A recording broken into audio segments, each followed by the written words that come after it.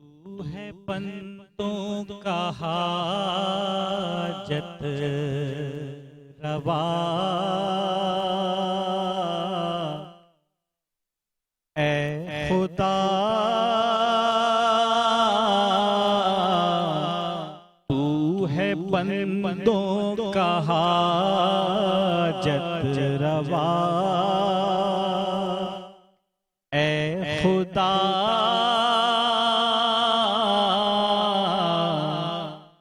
بخش دے حمد کا حوصلہ، اے خدا بخش دے حمد کا حوصلہ، اے خدا یہ زمین آسمان کہکشاں گلستان، یہ زمین آسمان کہکشاں گلستان،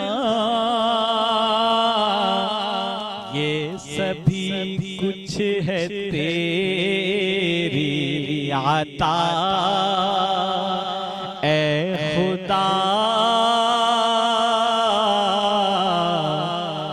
بخش دے حمد کا حوصلہ، اے خدا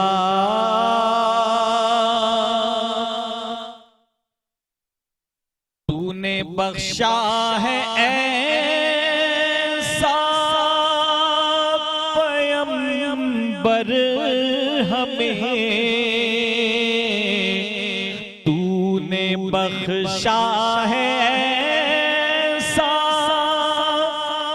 پیغمبر ہمیں،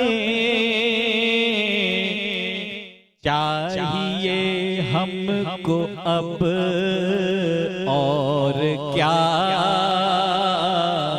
اے خدا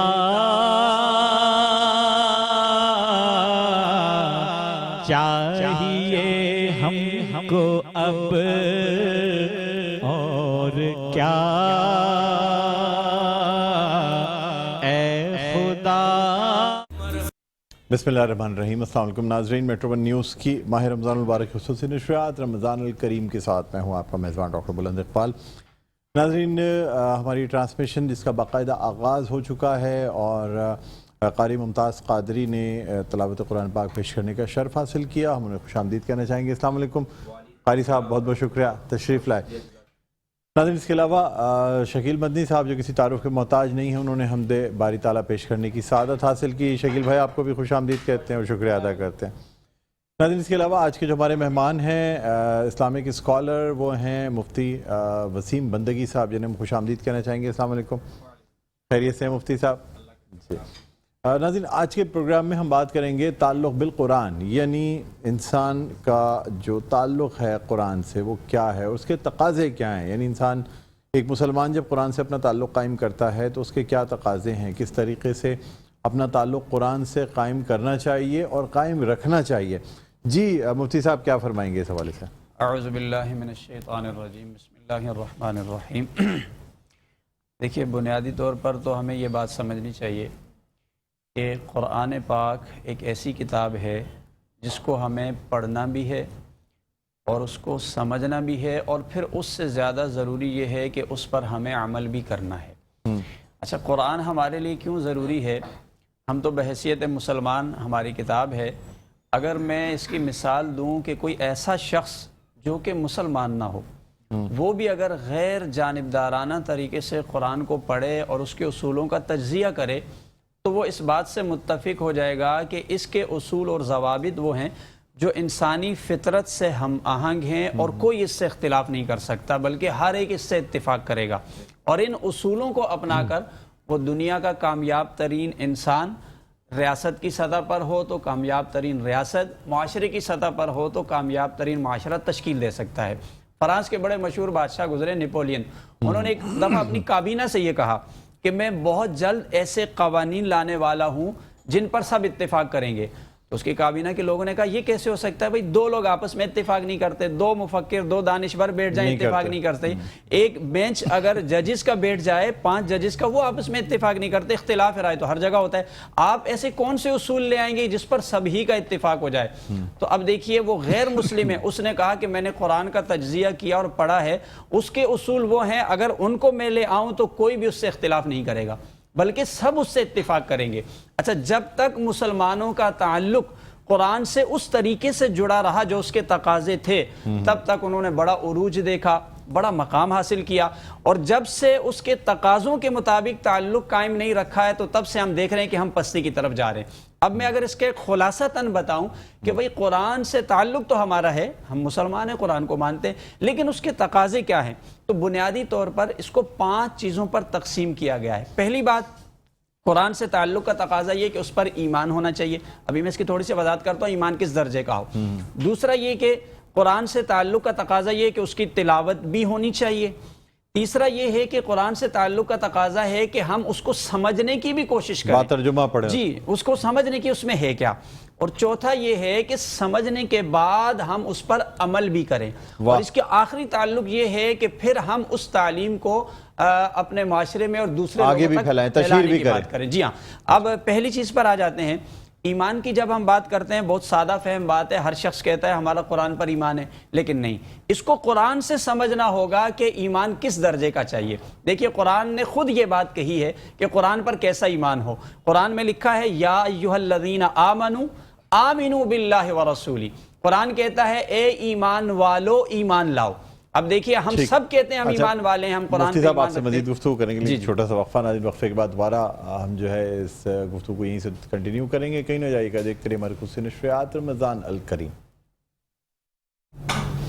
جی ناظرین ویلکم بیک، ایک دفعہ پھر آپ کو خوش آمدید کہتے ہیں میٹرو ون نیوز کی ماہ رمضان المبارک کی خصوصی نشریات رمضان الکریم۔ میں ہوں آپ کا میزبان ڈاکٹر بلند اقبال۔ آج ہم بات کر رہے ہیں کہ کس طریقے سے قرآن سے اپنا تعلق جو ہے وہ جوڑا جا سکتا ہے، یعنی تعلق بالقرآن کے تقاضے، کس طریقے سے ہم جو ہے نا وہ قرآن سے تعلق جوڑ کے اس کے تقاضوں کو پورا کر سکتے ہیں۔ بریک پہ جانے سے پہلے مفتی محمد وسیم بندگی صاحب نے ہمیں بتایا کس طریقے سے کیا تقاضے ہیں، کیا شرائط ہیں قرآن سے اپنا تعلق جوڑنے کی، کہ سب سے پہلے اس پہ ایمان ہو، اس کے بعد اس کی تلاوت کی جائے، اس کے ترجمے کو پڑھا جائے، سمجھا جائے، اور اس کے بعد اپنی زندگی میں اس پہ عمل کیا جائے۔ یہ ہیں تمام قرآن سے تعلق جوڑنے کے تقاضے۔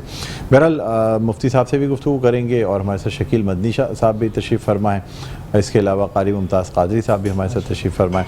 مفتی صاحب مجھے بتائیے گا کہ جی جو آپ نے بتائے تقاضے فرمائے، اور اس میں یہ آپ نے کہا کہ جی قرآن کو پڑھنا، سمجھنا اور پھر اس پہ عمل کرنا، مجھے بتائیے گا کہ عربی زبان ہے، ہم لوگ اجمی ہیں، ہم عربی زبان کو اس طرح نہیں سمجھتے، ترجمے کے بارے میں بھی بہت سی باتیں کی جاتی ہیں کہ فلاں ترجمہ جو ہے وہ ٹھیک نہیں ہے، فلاں ترجمہ اتنا مشکل ہے کہ سمجھ نہیں آئے گا، فلاں ترجمہ کے بریکٹ میں جو چیزیں لکھ دی گئی ہیں ان سے قرآن کا مفہوم تبدیل ہو گیا ہے۔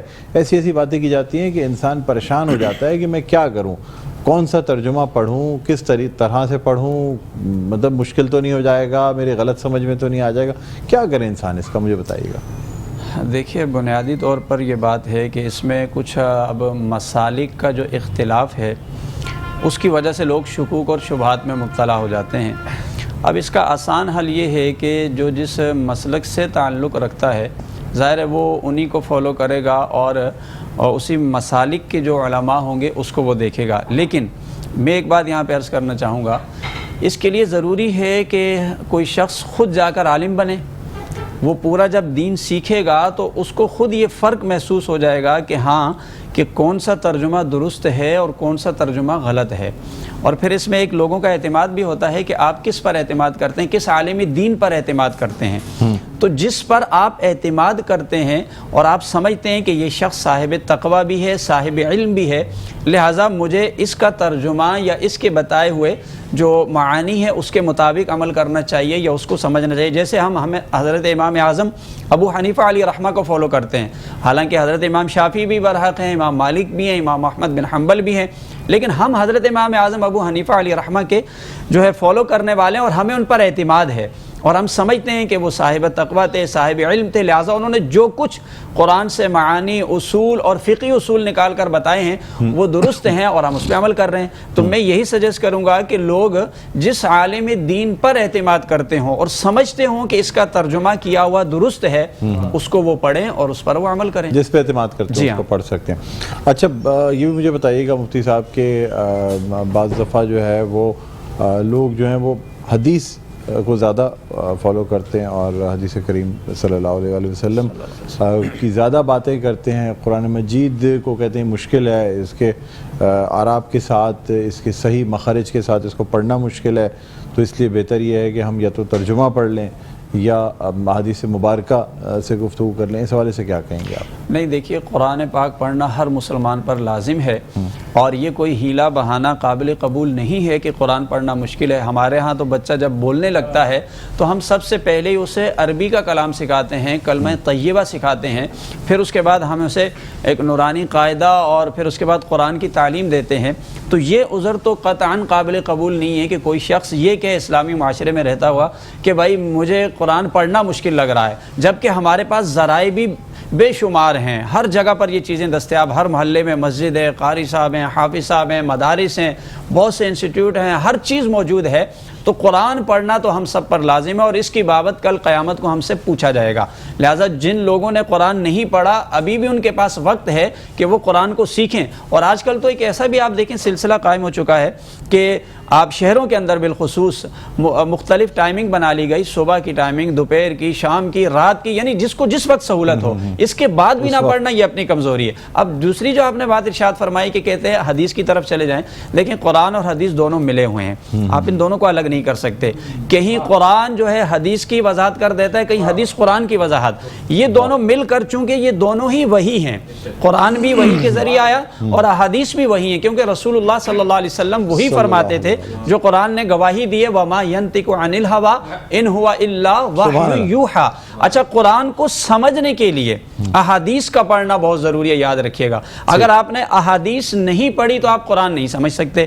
مثال کے طور پر قرآن میں بہت ساری چیزوں کا اجمالی طور پر ذکر ہے اور اصول اور ضوابط ہیں، اس کی تفصیل نہیں ہے۔ جیسے ہمیں حکم دیا گیا ہے کہ وَأَقِیمُوا الصَّلَاةَ، بار بار قرآن میں آیا اقیم الصلاۃ، نماز قائم کرو۔ نماز کیسے قائم کرنی ہے، اس کا یہ جو مکمل طریقہ ہم دیکھتے ہیں، اتنی رکعات، یہ ساری تفصیل احادیث میں، اگر آپ احادیث کو اس میں سے لیس کرتے ہیں تو آپ قرآن بالکل نہیں سمجھ سکتے۔ شریعت اور جو احکامات ہیں وہ تو احادیث صحیح میں ملتے ہیں، قرآن کا اپنا نماز پڑھنے کا طریقہ کیا ہے، ہر چیز، زکوٰۃ کا آتا ہے اس کی تفصیل احادیث میں ملے گی، حج کا آتا ہے اس کی تفصیل آپ کو حدیث میں ملے گی، یعنی تمام چیزیں، اس لیے آپ حدیث کو الگ نہیں کر سکتے۔ ہمارے لیے دونوں لازم ہے، یاد رکھیں، قرآن کا پڑھنا بھی لازم ہے اور احادیث کا بھی۔ اچھا، یہ کسی کے ذہن میں وہ نہ آ جائے کہ بھائی اب ہر شخص عالم بنے۔ دیکھیے، عالم بننا یہ تو فرض عین نہیں ہے، یہ فرض کفایہ ہے۔ اگر معاشرے کے کچھ افراد ایسے ہیں جو علم دین سیکھتے ہیں اور لوگوں کی ضرورت پوری کر دیتے ہیں تو ٹھیک ہے، یہ ہو گیا۔ اب یہ اپنا اپنا ذوق ہے، جو جتنا علم کے سمندر میں اترے گا وہ اتنے ہی اس میں سے موتی نکال کر لائے گا۔ اچھا ٹھیک ہے، شکیل مدنی صاحب ہمارے ساتھ موجود ہیں۔ ناظرین، میں چاہوں گا کہ شکیل مدنی صاحب سے درخواست کریں اور بارگاہ رسالت میں آپ صلی اللہ علیہ وآلہ وسلم شکیل مدنی جو ہیں وہ ہدیہ نعت پیش کرنے کی سعادت حاصل کریں۔ جناب شکیل مدنی صاحب۔